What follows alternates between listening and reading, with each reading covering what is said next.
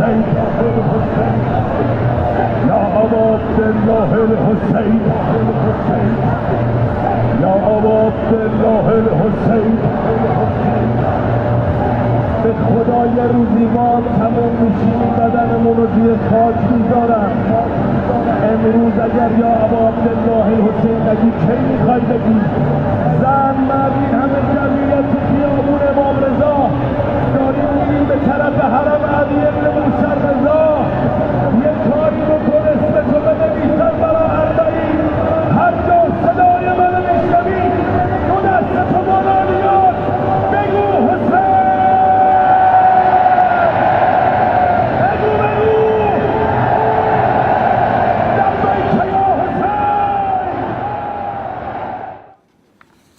خب ارتباط ما با همکارم آقای سلامی خبرنگار خبرگزاری صدا و سیما در مسیر منتهی به حرم مطهر رضوی برقرار شده. آقای سلامی سلام بر شما، از حال هوای مردم برای ما و بینندگان بگید.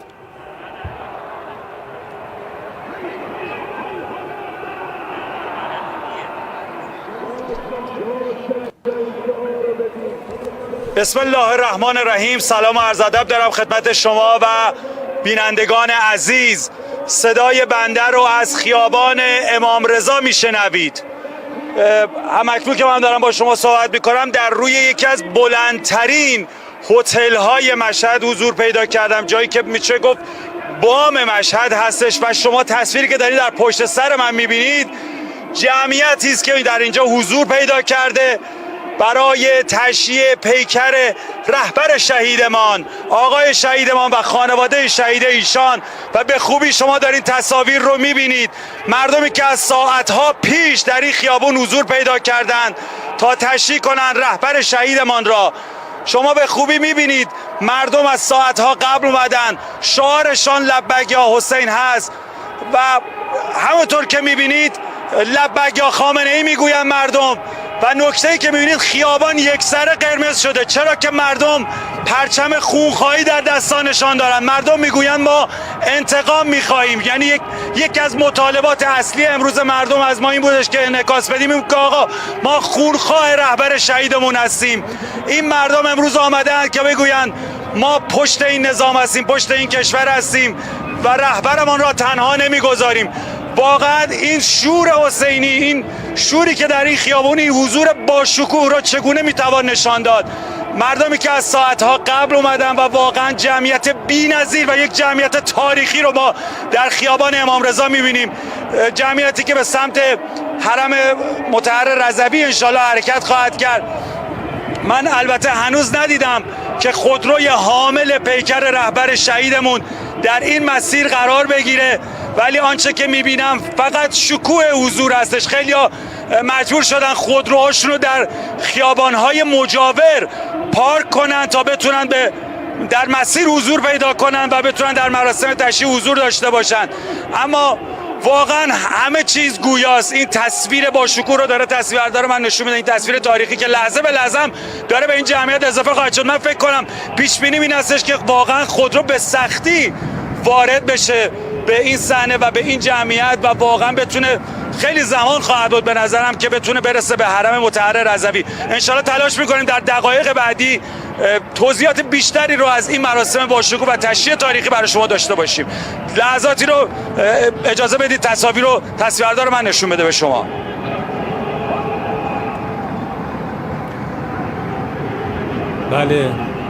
بله تشکر میکنم از آقای سلامی خبرنگار خبرگزاری صدا و سیما در مسیر منتهی به حرم مطهر رضوی در مشهد مقدس.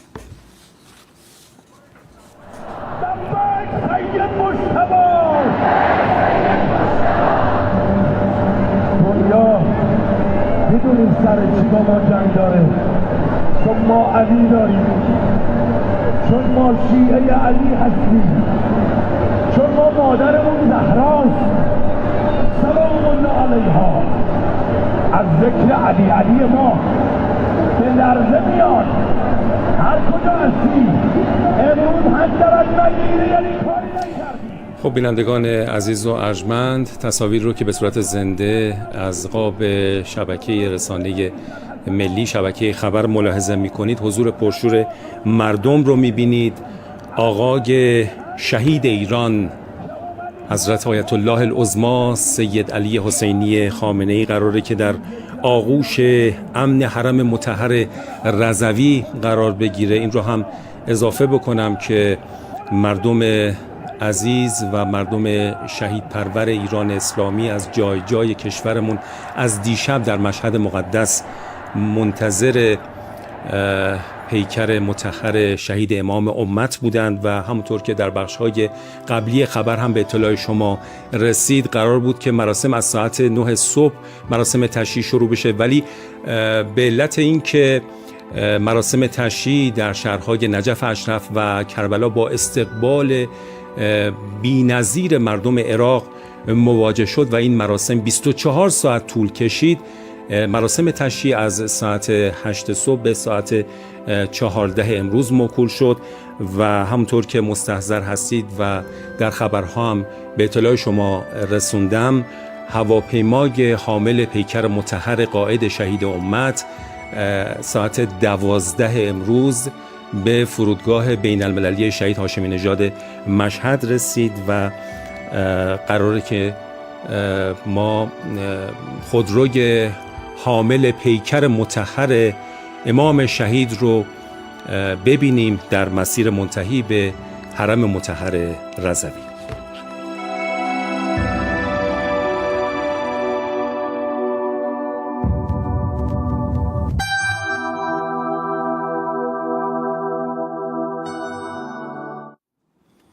مردم از روزها و شبهای پیش مسیرهای منتهی به مشهد را برای استقبال از پیکر آقای شهید آماده کردند. خیابانهای مشهد از دیروز شاهد حضور مردمی بود که آمده بودند برای آخرین وداع.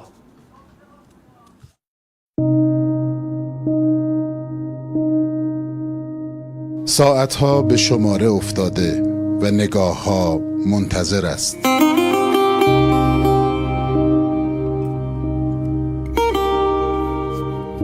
خیلی چشم انتظارش بودیم، زنده ندیدیم. انشالله هم نشین آقا عبدالله الحسین بشه. امروز قلب ایران که نه، قلب یک جهان در مشهد الرضا می تپد. چشمها اشکبار است و دلها غمگسار در فراق و وصال آن که آقای شهید ایران است. ما الان 3 روز اومدیم به چشم انتظاری رفتیم. 3 روز چشم انتظاری؟ آره 3 روز چشم انتظاریم، اومدیم اینجا به عشق رهبرمون. شما که سنی نداری. من عاشق رهبرم بودم، دوست نداشتم. بزرگ مرد ایران زمین به خانه پدری باز می گردد، به کوچه پس کوچه های با صفای مشهد امام غریب. پرواز حامل پیکر مطهر قائد شهید امت به همراه خانواده عزیزش تا دقایقی دیگر به مشهد میرسد. مشهد الرضا منتظر است و چشم انتظار. آقای خوبم، خیلی خوش آمدی، خوش آمدی به خونه خودت، خوش آمدی به پهلوی امام خودت. من کجا باران کجا، باران کجا.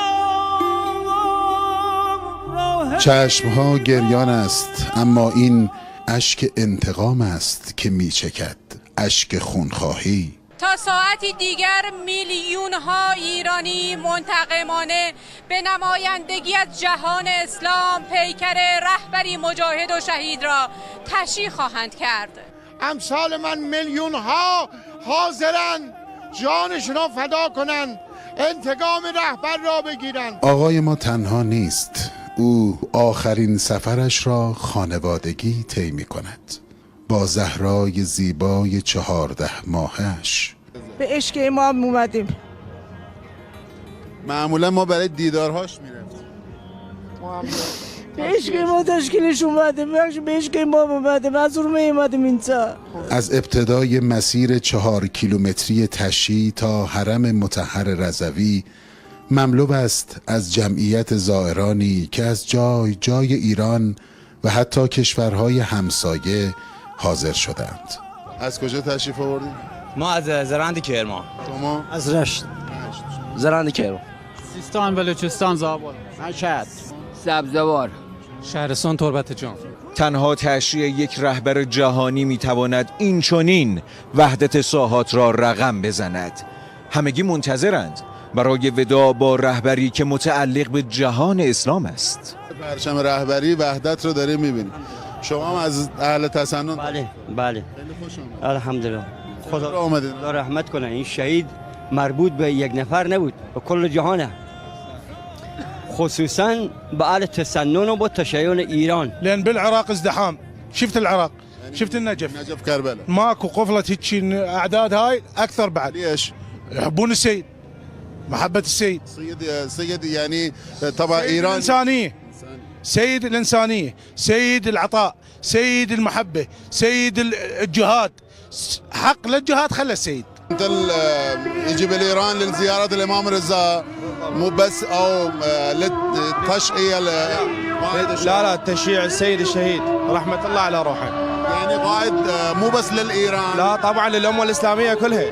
قائد أمة قائد ثورة استاذ. گرچه بیش از 3000 موکب مردمی در حال خدمت رسانی اند تا شرایط تسهیل شود، اما در گرمترین روزهای سال مردمی جانفدا و مبعوث شده عرض و طول مسیر تشییع را گوش تا گوش پر کرده و حرم مطهر رضوی نیز جای سوزن انداختن ندارد، در حالی که هنوز مراسم تشییع آغاز نشده. ما اومدیم اصلا با آقامون شهید بشیم. هوا گرمه چیه؟ اصلا این واسه ما اینا ملاک نیست. ما اومدیم شهید بشیم، انتقام خون آقامون بگیریم. و میلیون ها دلداد اکنون در مشهد مقدسند. حضور در این شرایط سخت و ازدحام جمعیت ترجمان همان به ابی انت و امی است. این مردم همان پیروان واقعی مکتب حسینی اند. اومدم برای اینکه بگم پشت کشورم هستم و اینکه از آقا جان حلالیت بطلبم، بگم ببخشید که دیر شناخت. خونخواهان قائد شهید امت کلامی واضح دارند. عرصه خیابان از تهران تا قم، از نجف تا کربلا و امروز در مشهد مقدس در متعالی ترین شکل ممکن پیام پشتیبانیش از میدان را صادر کرده است. این پرچم‌های سرخ گواه است که ملت ایران و امت مبعوث شده از خون رهبر شهیدشان نخواهند گذشت. یه خواهش از سردار موسوی داریم، خون ترامپ نجس و به همراه خانواده ملعونش باید بریزه پایین. داغمان سنگین است و تسکینش آغوشی از جنس پدر فرزندی می‌خواهد. پدری که دیگر در بینمان نیست، اما قلبمان آرام است که پدر در آغوش مهربان امام الرؤوف زائران و مجاوران مشهد الرضا در انتظار وداع با آقای شهید ایران هستند. حرم مطهر حضرت امام رضا علیه السلام حال و هوای دیگر دارد. چشمها به لحظه دوخته شده که قائد شهید امت را تا حرم مطهر رضوی بدرقه کنند. حال و هوای حرم سنگین است. اللهم صل علی علی ابن موسی الرضا. از تمام صحن‌ها بوی ودا می آید. خیلی دوست داشتم آقا رو حتی برای یه بار ببینم، اونقدری که اساساً به دلم بمونده. ودا با آقای شهید ایران، پدر کل امت ایران بود. دیگه عزیزتر از این کسی نیست. سلام ای غریب غریبم، سلام ای طبیبم، سلام. آقا جان، رهبرا، شما خادم الرضا بودید. انگار کنج این ذریح پناه تمام خستگی های روزگار برای شما بود. صلاتن دائمتن به دوام ملک که به سلطانک. رهبرا، در آن خلوت قبا روبی ها به امام رضا چه می گفتید که این گونه اشکهایتان جاری می شد؟ علی حضرت نور شمس و همیشه این یه شعار نبود، واقعا از ته دل میگفتیم که آقا ما جانمون فدای شما، کاش بودین ما جانمون رو فدای شما. شاید در آن نجواهای بی صدا شهادت را از امام رؤوف طلب می کردید. هنوز باور ندارم شهادت آقا رو. شروع قصه خادمی شما در این بارگاه مقدس به سالهای خیلی دور برمیگردد. 5 سال آقا سخنرانی داشتن توی حرم امام رضا. دوست داشتیم ما امسال که اینجا آمدیم توی سخنرانی آقا شرکت می‌کردیم. یادش به خیر 10 سال نوروز این ملت با صدای شما در جوار گنبد رضا آغاز میشد. نوروزمون با این دیدار مزین میشد. آدم بهش فکر میکنه میخواد رهبر رو ببینه، اصلا یه روزم واسه سختی نداره. آن سالها چه شوری بود در صحن و سرای رضوی. به عنوان یک کارآفرین سالی 4 بار میرفتم دیدارش، ولی الان دیدارش میخواد بره به قیامت. خیلی ناراحت. اما حالا فقط دلتنگی مانده.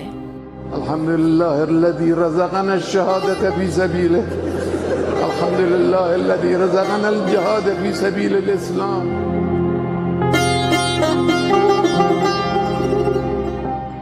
با خدا حاضریم همه یعنی جونمونو بدیم فقط آقا زنده باشه. آقا جان دوباره زائران به مشهد و رضا آمدند. از بندرعباس شهرستان مینا، از کرمان رودوار جنوب روستای عباس‌آباد ملارزه، از استان مازندران شهر بهشهر. این بار برای آخرین دیدار با شما. خوشا آن قریبی که یارش تو باشی. امام رضا هم آغوشش را برای خادم قدیمیش گشوده است. قرار دلم بی قرار است تو با. اعظم فریدون مقدم، خبرگزاری صدا و سیما، مشهد مقدس.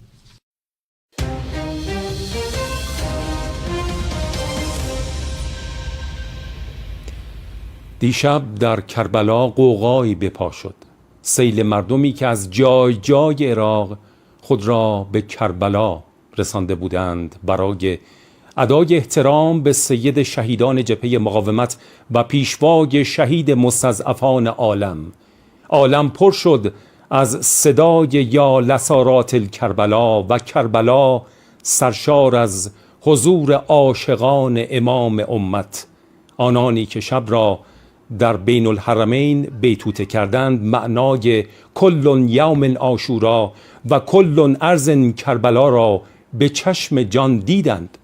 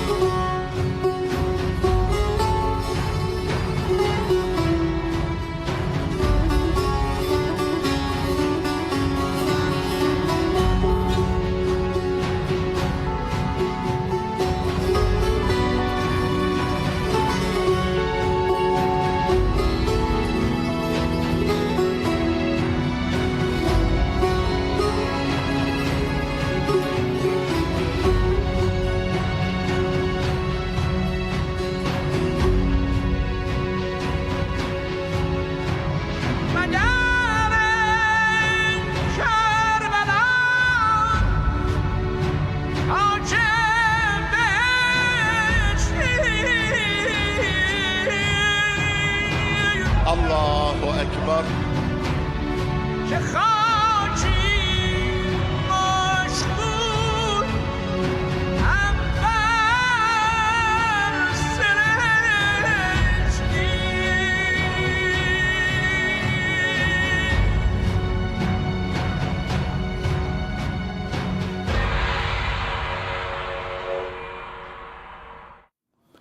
رستاخیز ملت عراق در بدرقه پیکر امام شهید امت، پیکر قائد شهید امت پس از تشییع باشکوه در نجف در کربلا هم با حضور پرشور و گسترده عاشقان مکتب مقاومت بدرقه شد.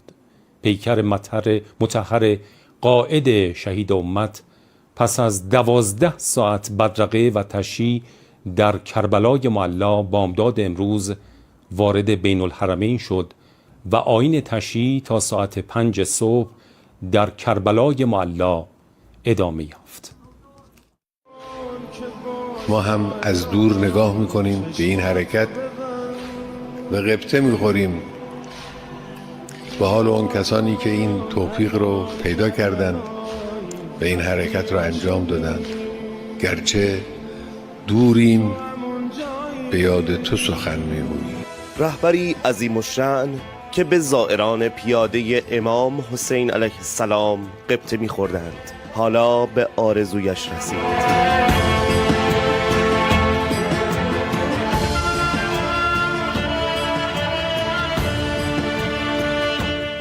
ورود پیکر پاک قائد شهید امت که از نجف اشرف راهی کربلای معلا و بین الحرمین شده بود با حضور انبوه مردم دلداده و بیتاب در مسیر بدرقه و ودا به تأخیر افتاد.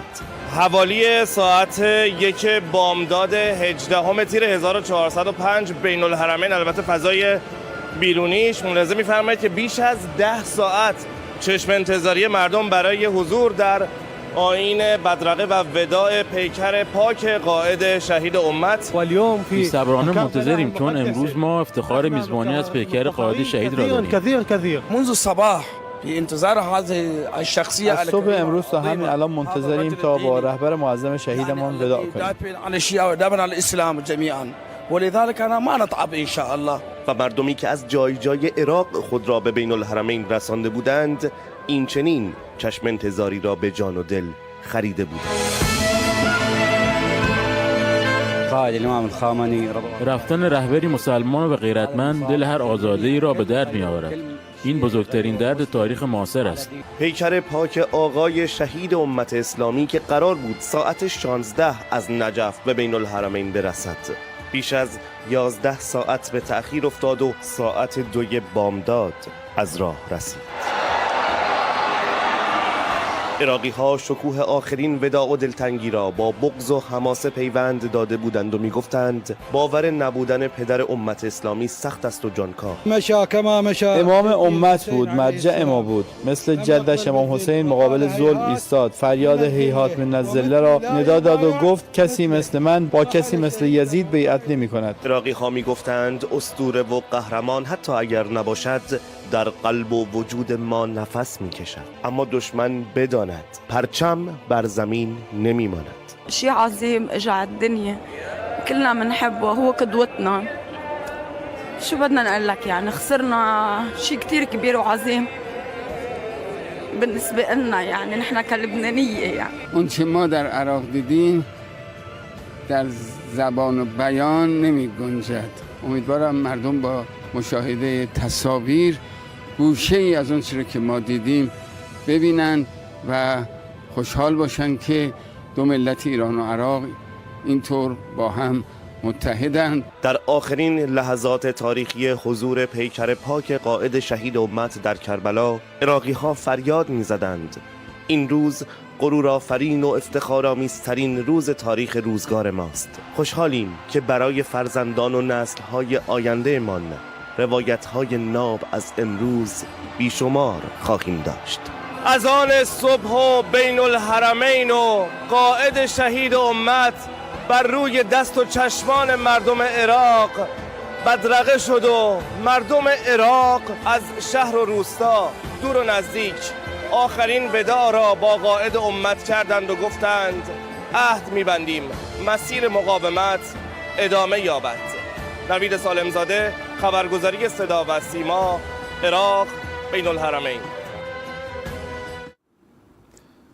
مجلس ختم قائد عظیم الشأن رهبر شهید انقلاب اسلامی حضرت آیت الله العظما خامنه‌ای از سوی دفتر مقام معظم رهبری در قم شامگاه جمعه 19 تیر ماه برگزار می شود. این مراسم پس از اقامه نماز مغرب و عشا در شبستان امام خمینی حرم مطهر حضرت فاطمه معصومه سلام الله علیها برگزار خواهد شد.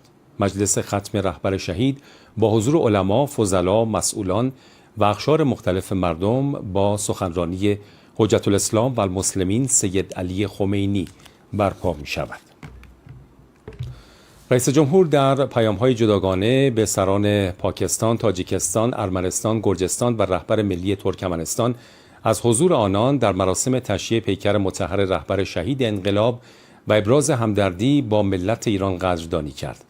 آقای پزشکیان در پیام به شهباز شریف نخست وزیر پاکستان تاکید کرد روابط دو کشور بر پایه پیوندهای عمیق برادری بیش از پیش گسترش یابد. آقای پزشکیان در پیامی به امام علی رحمان رئیس جمهور تاجیکستان با اشاره به تاکیدات امام شهید بر جایگاه ویژه کشورهای فارسی زبان و همسایگان در سیاست خارجی ایران، اشتراکات تاریخی، فرهنگی، زبانی و دینی ایران و تاجیکستان را سرمایه‌ای ارزشمند برای تعمیق هرچه بیشتر روابط برادرانه دو کشور توصیف کرد. در پیام رئیس جمهور به آقای میخائیل کاولاشویلی رئیس جمهور گرجستان هم آمده روابط تهران تفلیس در پرتو احترام متقابل، همکاری‌های سازنده و الگوی اقتصاد مکمل منطقه‌گرا بیش از پیش توسعه یابد. آقای پزشکیان خطاب به نیکول پاشینیان نخست وزیر ارمنستان هم گفت مناسبات ایران و ارمنستان همواره بر پایه منافع مشترک، حسن همجواری و احترام متقابل استوار بوده است. رئیس جمهور در پیامی به قربانقلی بردی محمد اوف رهبر ملی ترکمنستان هم بر استمرار توسعه روابط دوستانه و برادرانه میان دو کشور تاکید کرد. رئیس مجلس شورای اسلامی در پیامی با قدردانی از مردم عراق در پی تشییع باشکوه پیکر مطهر رهبر شهید انقلاب در این کشور تاکید کرد این رویداد نه یک مراسم وداع و عزاداری صرف بلکه اعلامیه خونخواهی این مجاهد نستوح بود.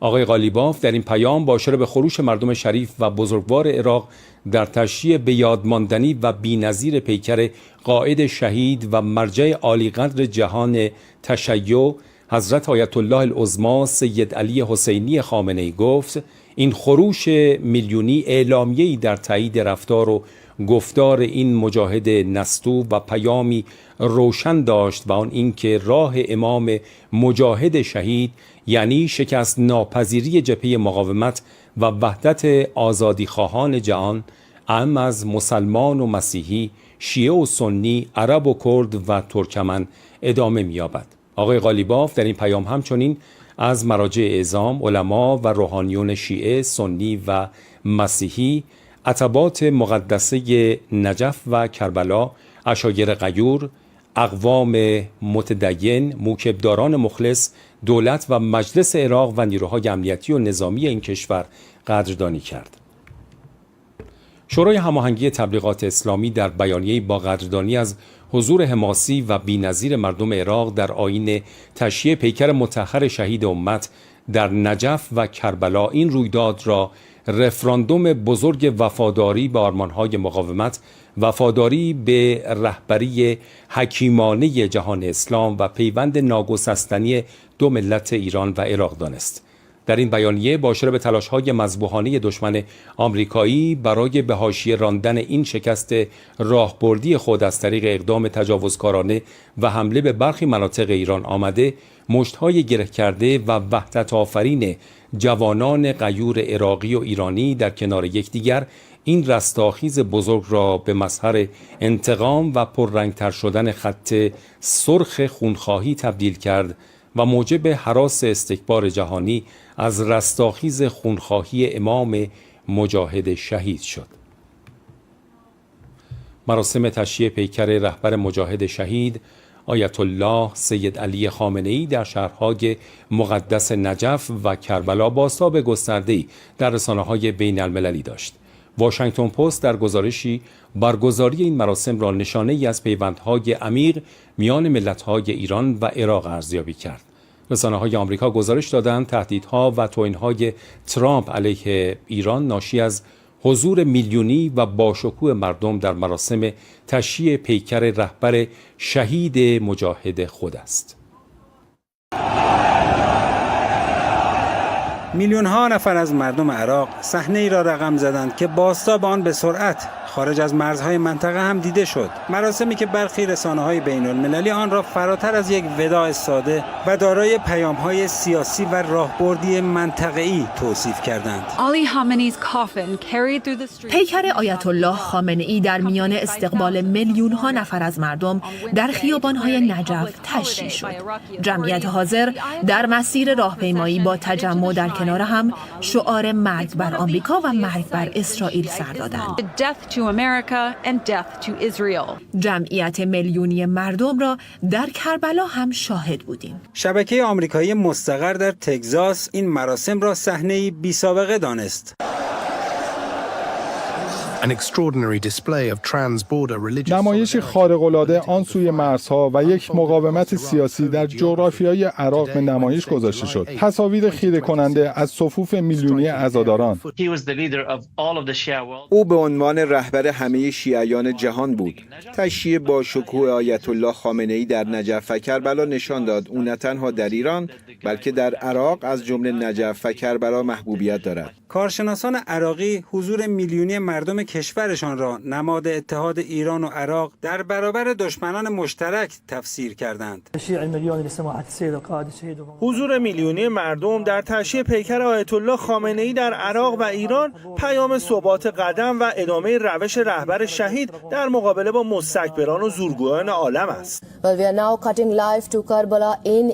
در این میان رسانه‌های جنوب شرق آسیا استقبال رسمی و تشییع میلیونی از قائد امت در نجف و کربلا را نشان دهنده جایگاه ویژه آیت الله خامنه‌ای در قلب میلیون‌ها مسلمان دانستند. محافل صهیونیستی اما این مراسم را از زاویه‌ای دیگر تحلیل کردند و آن را عاملی در تقویت وجهه ایران در افکار عمومی توصیف کردند.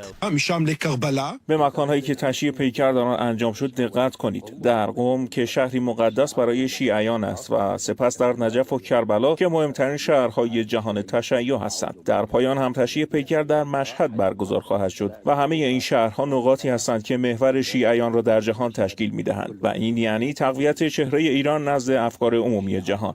حسین روحانی فرد، خبرگزاری صدا و سیما.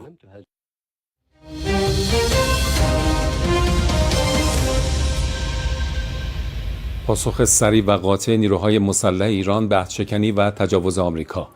سپاه پاسداران انقلاب اسلامی و ارتش جمهوری اسلامی ایران در اولین مرحله از پاسخ تنبیهی علیه پیمانشکنان آمریکایی، زیرساخت‌ها و تأسیسات مهم پایگاه‌های آمریکا را در کویت، بحرین و قطر با ضربات موشکی و پهپادی در هم کوبیدند.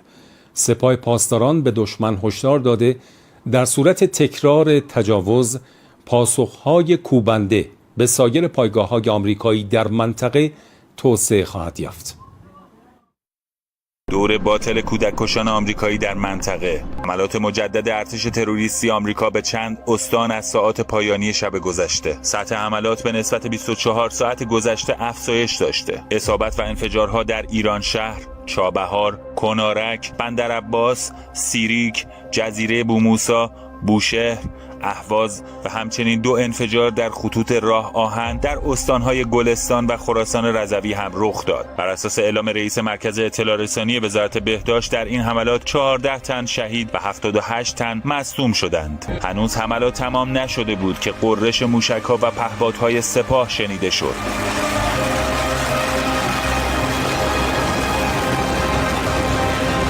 هدف زیرساخت‌ها و تأسیسات مهم پایگاه‌های آمریکایی در کویت و بحرین.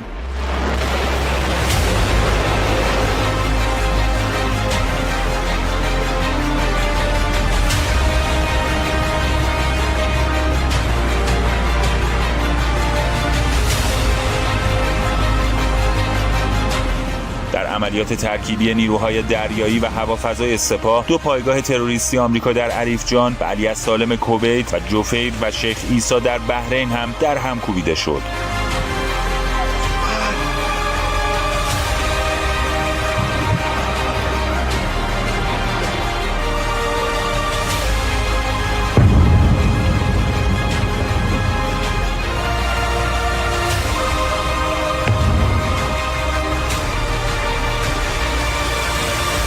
در بیانیه سپاه پاسداران از این عملیات به عنوان مرحله اول یاد شده.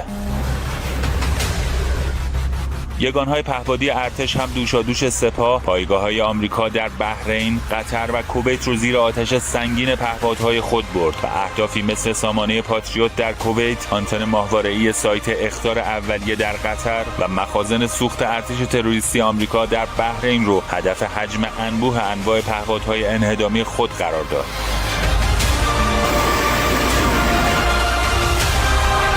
رئیس مجلس هم در پیامی صریح گوش آمریکایی‌ها را کشید و اخطار داد که اگر بزنید می‌خورید و تلویحاً گفت مدیریت تنگه هرمز با ایران است. محمد سالار پایداری، خبرگزاری صدا و سیما. تنگه هرمز فقط با ترتیبات ایرانی باز می‌شود، نه با تهدیدات آمریکایی. رئیس مجلس در پیامی در فضای مجازی نوشت آمریکا هنوز یاد نگرفته است که زورگویی و بدعهدی دیگر بی هزینه نیست. شفاف بگویم بزنید میخورید، دست و پای بیهوده نزنید که بیشتر فرو خواهید رفت. تنگه هرمز فقط با ترتیبات ایرانی باز می شود، نه با تهدیدات آمریکایی. وزارت امور خارجه در بیانیه‌ای با محکوم کردن تجاوز بامداد امروز ارتش تروریستی آمریکا به نقاطی از کشورمان بر عزم قاطع ملت غیور ایران برای دفاع از تمامیت سرزمینی، حاکمیت و امنیت ملی تاکید کرد. در این بیانیه آمده است حمله‌های جنایتکارانه آمریکا علیه کشورمان به بهانه واهی واکنش به حوادث ادعایی در ارتباط با چند کشتی عبوری متخلف در تنگه هرمز نه فقط نقض آشکار بند 4 ماده 2 منشور سازمان ملل محسوب می شود، بلکه نقض فاحش بندهای 1 و 5 یادداشت تفاهم خاتمه جنگ و مستمسکی برای توجیه پایبند نبودن مستمر آمریکا به این تفاهم است.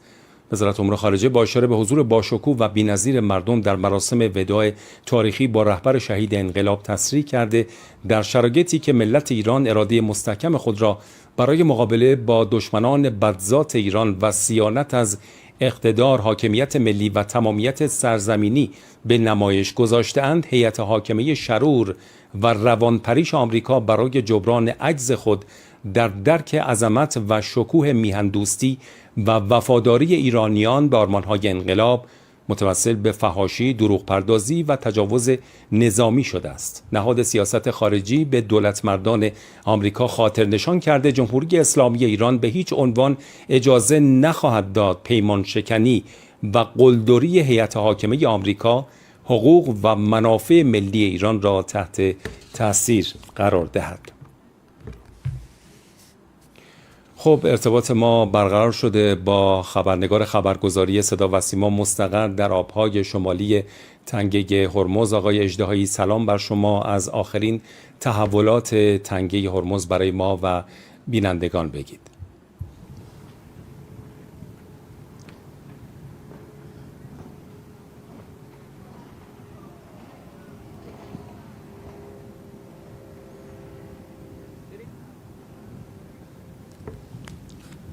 سلام به شما، سلام به همه هموطنان عزیز و بزرگ و گرانمایه. شما که بیننده قاب اقتدار هستید در تنگه هرمز، همانجا که اراده جمهوری اسلامی ایران برای تعیین مسیر کشتی‌ها در خلیج فارس و تنگه هرمز تغییر ناپذیر است و همچنان هم این مسیر اقتدار ادامه دارد. نیروی دریایی سپاه میگوید اراده ما تغییر ناپذیر است و همه کشتی‌ها از سراسر جهان برای اینکه از خلیج فارس و تنگه هرمز بگذرند حتما باید از مسیر ایرانی، مسیر اقتدار و در قالب نظم ایرانی بگذرند، مسیری از جنوب جزیره لارک. اما در جنوب آبهای خلیج فارس دزدان دریایی نیروی دریایی تروریستی آمریکا برخی کشورها را ترغیب می‌کند تا از مسیر جنوبی بگذرند، اما دیروز و امروز عبور از آن مسیر کمتر شده است و دریانوردان کهنه‌کار ترجیح می‌دهند از مسیر جزیره لارک بگذرند. این مسیر برای گذشتن مسیری امن است و جمهوری اسلامی ایران امنیت هر شناوری را که از مسیر جنوب جزیره لارک مسیر اقتدار بگذرد تامین می‌کند و در قبال شناورهایی که از مسیری غیر از مسیر تعیین شده میگذرند تعهدی ندارد.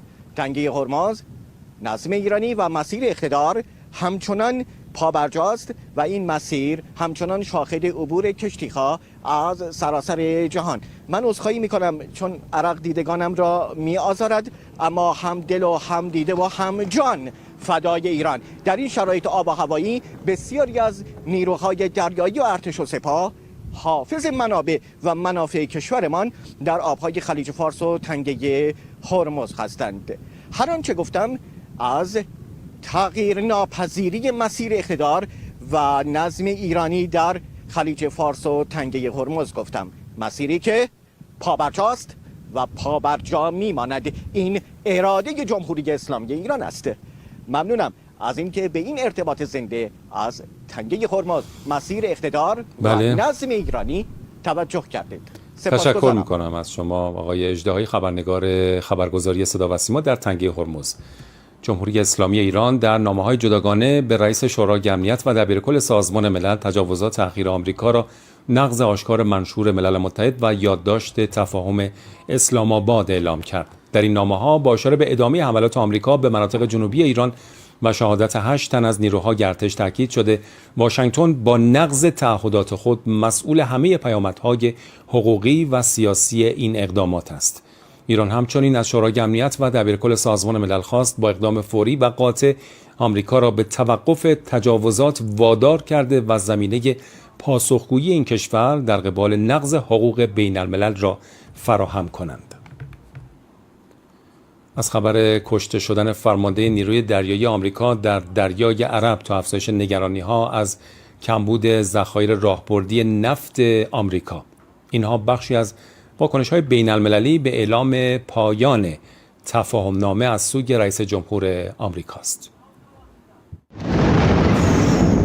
در پاسخ به تجاوز دشمن آمریکایی به جنوب کشور، بلافاصله مواضع دشمن در کویت، بحرین و اردن هدف حملات سنگین موشکی قرار گرفت.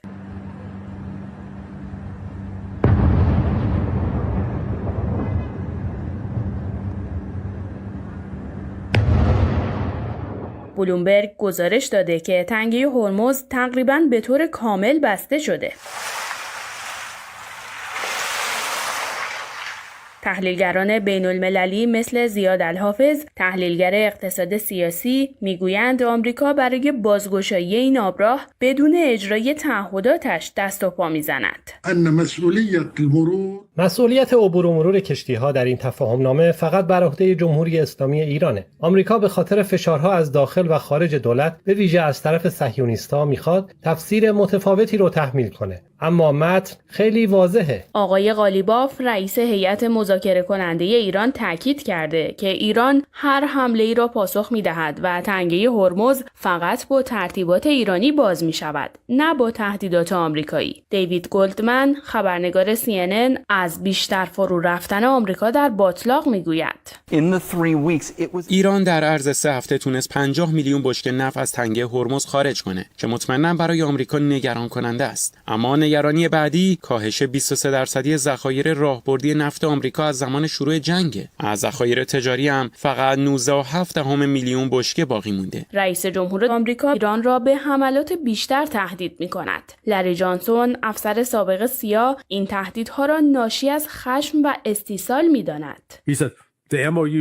او گفت یادداشت تفاهم مرده و حالا داره به ایرانی‌ها توهین میکنه. ترامپ از ایرانی‌ها عصبانیه چون همونطور که دیشب اعتراف کرد ایران 111 موشک به سمت ناوگان آمریکا شلیک کرده. من تضمین میدم که چند کشتی آمریکایی مورد اصابت قرار گرفتن. اونها غرق نشدن اما آسیب دیدن و شاید تلفات جانی هم داشتن. همزمان داگلاس مکگرگور، مشاور پیشین پنتاگون، بدون ذکر جزئیات از کشته شدن فرمانده نیروی دریایی دشمن در دریای عرب خبر داده. رابرت پیپ، دانشمند علوم سیاسی آمریکایی هم معتقد است که تلاش ترامپ فایده‌ای ندارد چون موازنه قدرت تغییر کرده.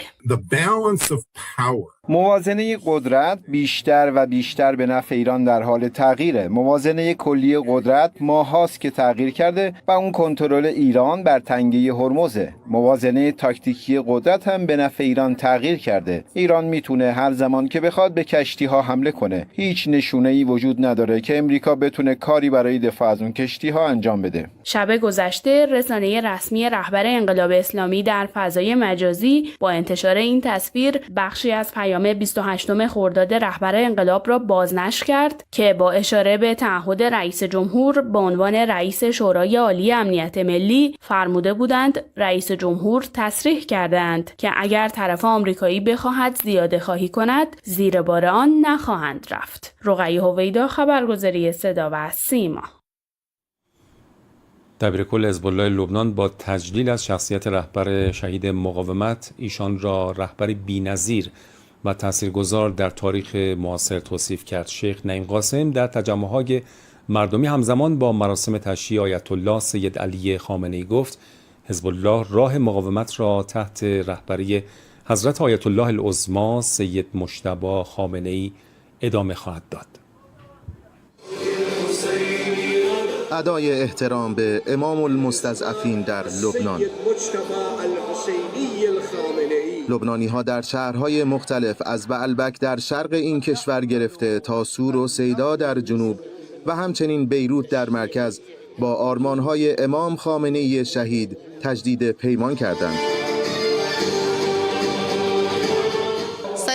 امام خامنه‌ای برای ما یک مسیر است، چرا که او سلاله امام حسین است. کدام مسئول یا مقامی در جهان می‌شناسید که مثل او سیاستمداری شجاع، مدبر و در عین حال پاکسیرت و مهربان باشد؟ مردمی که هم زخم‌های سیاسی وابستگان غربی را تحمل می‌کنند و هم با وجود تقدیم بیش از 4300 شهید و 12000 مجروح در جنگ اخیر همچنان پای کار مقاومت ایستادند. امام شهید به مردم خودش و مسلمانان و مستضعفان عزت داد.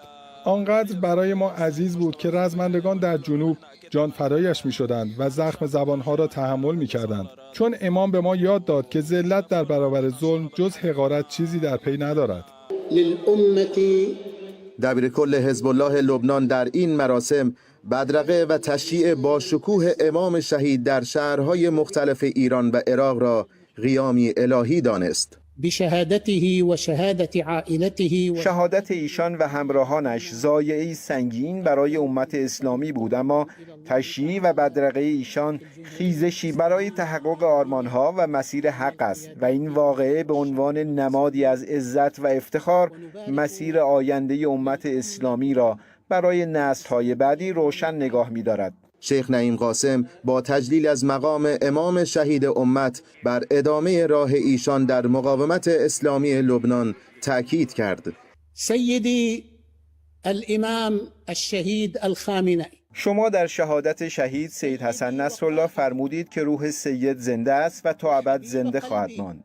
ما هم تکرار می‌کنیم که روح تو هم تا ابد زنده خواهد ماند و ما این راه را با ولی امرمان آیت الله سید مجتبی خامنه‌ای ادامه خواهیم داد. و توکل علی الله تعالی.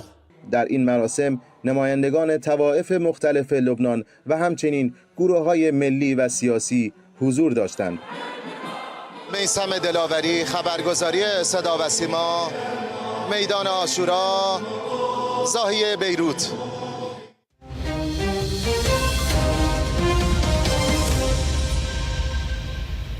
در این روزها در کنار آیین‌های وداع و تشییع موضوع خونخواهی در شعارها، نمادها و روایت‌های حاضران بازتاب داشت. روایتی که از تهران و قم تا عراق در قاب دوربین‌ها ثبت شد.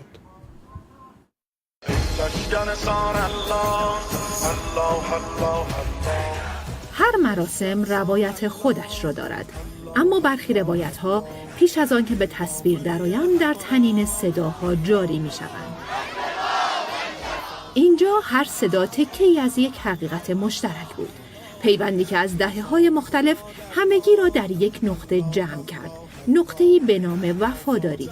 دهه 80، دهه 70، دهه 60، دهه 50 همه اومدیم برای وداع نیومدیم، ما اومدیم بیعتی دوباره ببندیم با شما، با خون شما. رنگ سرخ در این مراسم زبانی بود برای فریاد کسانی که کلمات برای بیان خشمشان کافی نبود. ما پرچم انتقام به دست گرفتیم چون میراثدار رهبر عزیزمون هستیم. ما پایه این نظامیم، آماده قیامیم، خونخواه رهبریم و خان انتقامیم.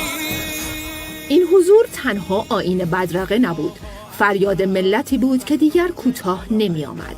خشم مقدسی که از رگ‌های مردم جاری شده بود. ما داغ داریم، ما جگرمون سوخته، ما جگرگوشمون از دست دادیم، ولی امام ما دشمن بدونه، ترامپ قمارباز بدونه، امام ما حسین زمان ما بود. تمامی مردم به صورت خودجوش آمدن تا به تمام دنیا بفهمانند ایران و ایرانی کوتاه نمی آید و خونخواه پدرشان هستند. وقتی خشم به ایمان گره می‌خورد، تبدیل به یک وعده می شود. وعده‌ای که در هر گوشه از این سرزمین به قصاص حتمی ختم می شود. هنوز این ملت ملت امام حسینه، هنوز این ملت ملت خون قیامه، هنوز این ملت ملتیه که در مقابل استکبار میتونه با تمام شجاعتش بایسته. به نتانیاهو و ترامپ میتونم بگم که قصاص خون رهبر شهید 100% انجام میشه. حقیقتی که در خیابان‌ها فریاد زده میشد، در جایگاه‌های معرفت و اتاق‌های تصمیم گیرنده نیز طنین انداخت، چون خونخواهی دیگر یک انتخاب نبود، یک تکلیف بود. همه مردم تقریبا بلا اتفاق دنبال خونخواهی امام شهید هستند و این حق این مردمه، حق این کشوره، حق هر مجاهدی، حق هر انسانی که در ایران در زندگی میکنه و در غیر ایران، اونهایی که مقلد این مرز تقلید بودن. و این طنین مرزها را رد کرد تا جهان تپش خشم یک ملت را بشنود و بداند که فراموشی در فرهنگ این مردم جایی ندارد. همانطور که در اینجا مشاهده می‌کنید، غم و اندوه بسیاری حاکم است، اما در این حال خشم نیز موج می‌زند. شعارهای مرگ بر امریکا و همچنین مرگ بر اسرائیل را که همین حالا میشنویم همراه با فریادهایی است که قول انتقام از امریکا را میدهد. ما برای انتقام خونخواهی رهبرمون اومدیم و لحظه ای از این هدف دست بر نمیداریم، تا آخر ایستادیم تا انتقام قاتل رهبرمون رو بگیریم. زیرا شهادت پایان یک مسیر نیست، آغاز پیوندی است که نفرت از ظالم را به نیرومندترین انگیزه برای مبارزه تبدیل می‌کند. برخی افراد در زمان حیات محبوبند، اما هنگامی که به شهادت میرسند مقدس میشوند و هنگامی که خون مقدسی تقدیم میکنی پیوندت با آنچه به آن ایمان داری عمیق‌تر و نیرومندتر میشود. برایت خونخواهی پدید میآید و نفرت نیز رشد میکنند. نه فقط خونخواهی بلکه نفرت به معنای روحیه انقلابی و انگیزه مبارزه بیشتر میشود، زیرا تو صاحب حق و صاحب خونخواهی هستی. روایتی که اکنون در تاریخ ثبت شده، اما در قلب‌های مردم همچون آتشی شعله‌ور زنده خواهد ماند. من خانواده کل ملت ایران، فقط انتقامه که ما رو آروم میکنه. تا پای جون راحت آرمان‌های انقلاب ادامه میدیم و انشالله آزادی قدس. این خشم نه از سر کینه که از جنس عدالت است، پیمانی که تا رسیدن به حق هرگز آرام نخواهد گرفت.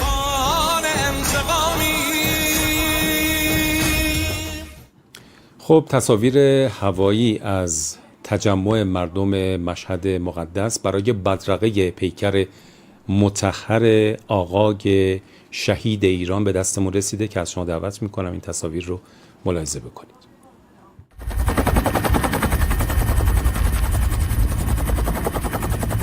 از آسمان مشهد مقدس دریای خروشان جمعیت دیده می شود. حضور بی‌نظیر مردم برای بدرقه پیکر پاک رهبر شهید انقلاب اسلامی.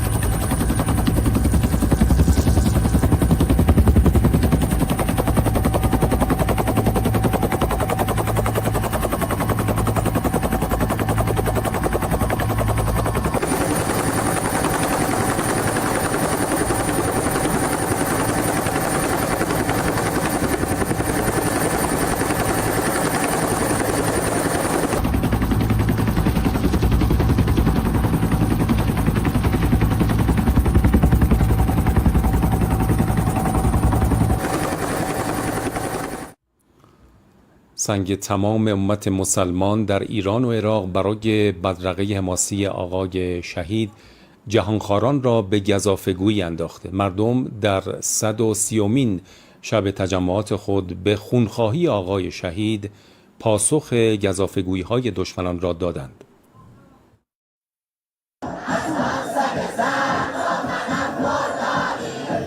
بر قاتل سید خراسان لعنت.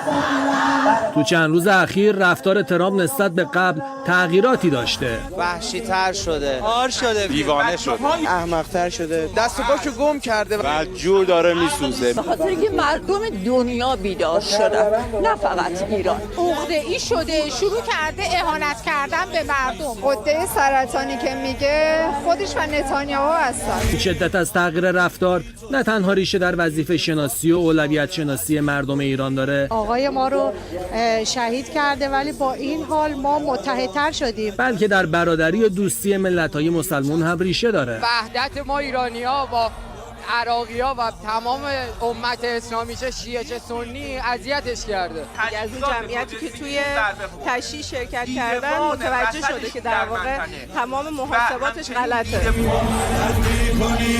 اینجا ایرانه، کشور شیرانه، خاک دلیرانه. بدرقه عظیم امام شهید امت در عراق پیام‌های مهمی داشت. نشون دهنده وحدت امت اسلامی که یک پیکره واحد هستند. چقدر تو هم ایران هم خارج از ایران آقا رو دوست داشتن. این رهبر مطلب کل جهانه و اینکه ما هممون خونخواه آقای شهیدمون هستیم. ما منتقمان خون رهبر هستیم.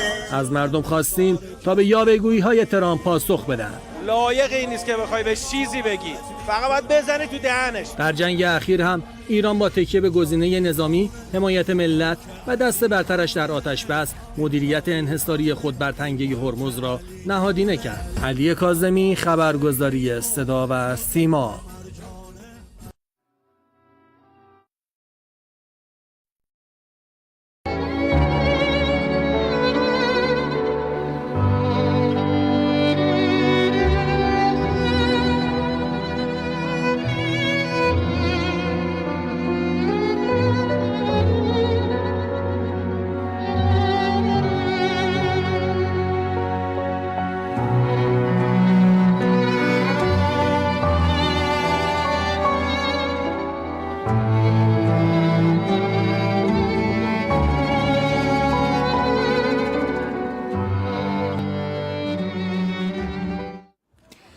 نماز جمعه این هفته تهران فردا به امامت حجت الاسلام سید محمد حسن ابوترابی فرد در دانشگاه تهران برگزار می شود.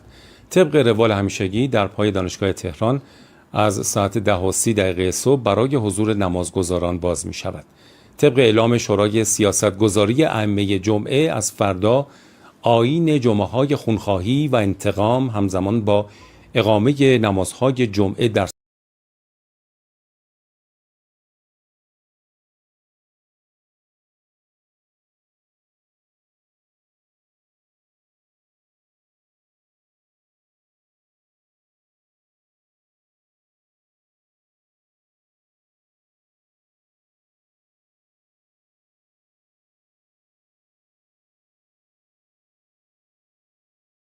سراسر کشور با محوریت بزرگداشت رهبر شهید و شهدای جبهه مقاومت برگزار می شود.